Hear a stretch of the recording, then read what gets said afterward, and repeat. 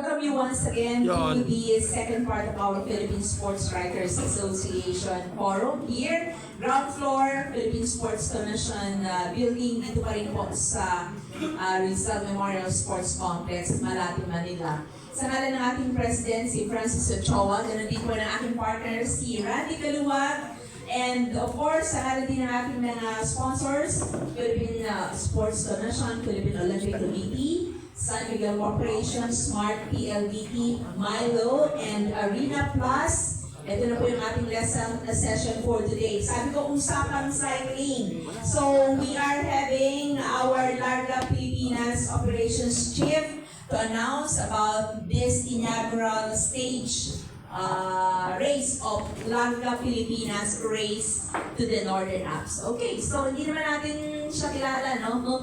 Let's all welcome Snow Badua, Larga Pilipinas Operations Chief. Thank you so much, Judith, and magandang umaga po sa mga kapatid natin sa media. Hindi ako sanay nang natin dito sa harapan ninyo, sanay ako nang kasama niyo dyan sa Hanay. Anyway, magandang umaga po sa inyong lahat, pati sa ating mga viewers sa Philippine Sports Writers Association page. Judith. Yes. Okay, so Green and Go ba ang Larga Pilipinas 2025 sa kabila ng bagyo, ng baha? Yeah. Judith, actually, it's quite unfortunate po that yung presence ko dito ngayon was supposed to be about the final details of the Larga Pilipinas races na magaganap po this coming Saturday. But unfortunately, heavily battered po ang Northern Luzon, especially yung po Cordilleras. In fact, some of the areas, some of the terminals ng ating pong karera, as we speak, no, are isolated, no, and in close coordination with the LGUs. And in fact, no, habang pinapanood ko kanina yung interview niyo sa field sa likod, tumatawag din ho yung mga mayors asking for an update. And it looks like we need to restart yung ating pong race, no? So we need to reset, we need to reset the schedule of our races, no? Kasi twin races po yan, no? We have one for the elite and then one for the amateurs and hobbyists. So it looks like, in coordination na rin, ano, at sa suggestion ni Phil Cycling President Abraham Bumper Tolentino, we are announcing the rescheduling of Larga Pilipinas, and our tentative schedule will be November 29, no, to December 5. So, kailangan na ho namin palipasin yung pong mga typhoon season, no, tsaka ho namin i-reschedule ng latter part ng November. Although risky pa rin po on our part, yun pong latter part ng November, kasi being from the north myself, yan po usually yung may mga pagkakataon po na binabagyo. Although, mas mababa na po siya compared po sa September, October, and early part of November. So, in coordination with the LGUs, no, in communication with the DPWH, no, we'd like to announce that, the Larga Pilipinas, na kung saan kasama po yung iba pang mga kaibigan natin sa media ngayon dito sa harap natin, supposedly, ay i-reschedule natin to the latter part of November. Ano ba talaga mga stages o ruta ng Larga Pilipinas ang heavily damaged? Kasi di ba ilang araw na natin na inuulit-ulit yan, initial report okay, di ba? Even yung Sagada. Actually, kahapon po, mga kaibigan, no, ano pa din kami, no, talagang green and go pa kami. Until last night na tumawag po yung Baguio City, they asked us kung tutuloy ba. Kasi po, at this point, sarado po yung Quezon Road, no, hindi natin alam kung kailan po magbubukas. And then Marcos Highway at this juncture is one-way traffic lang kasi may nag-collapse na pavement doon sa area ng Marcos Highway. So they were the first one to approach us. So sabi namin, we'll ask the other mayors. Unfortunately, yun pong Gimba and Nueva Vizcaya, all systems go po sila eh. No? Kasi po, maganda na, actually umuulan pa rin sa Gimba. I was in Gimba last night.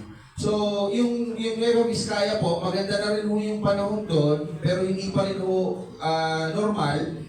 No, okay po sila, but we cannot blame them kasi nasa eastern portion po sila ng Luzon. So tandaan po ninyo yung wala hong bagyo, no? Inuulan ho at may malakas na hangin sa may Cordillera area, but it's the effect of the habagat, no? So may dalawa po kasing bagyo na nasa ibabaw ng Pilipinas, kung titignan nyo yung mga weather map, na nagdadala po ng malalakas na hangin at ulan.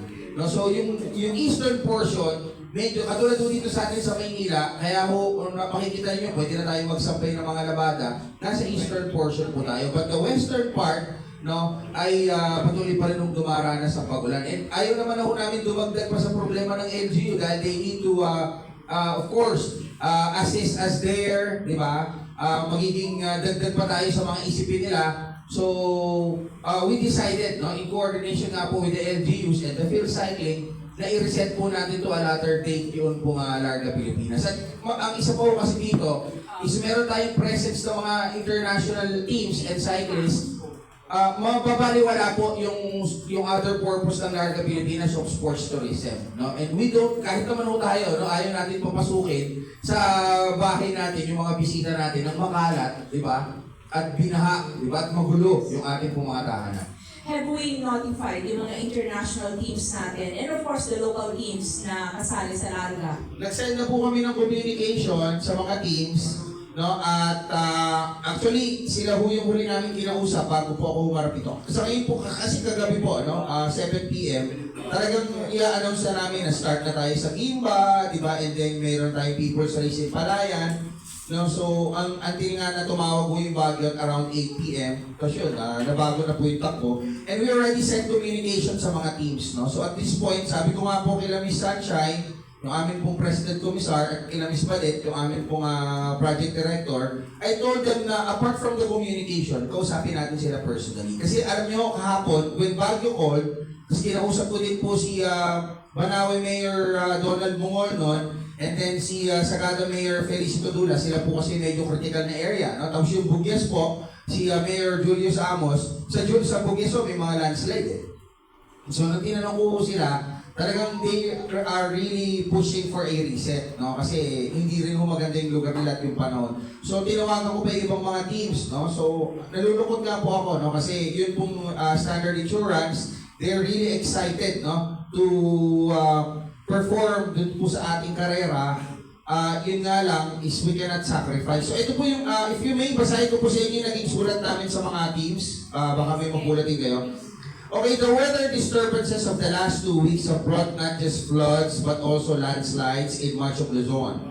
Our race routes, majority of which are over and around mountains, have been severely affected by landslides, road collapses, and unstable terrain, not to mention the rain-induced potholes in the roads and highways. Despite all the works we put into preparing for the event, nature has taken an unexpected and powerful turn. The soil is now overly saturated, and the ground continues to shift. With conditions like this, the risk of further erosion and landslides is not just possible, it is highly likely. We cannot, in good conscience, move forward knowing these hazards put our participants and the teams at real risk. Their safety is and always will be our top priority. Safety first.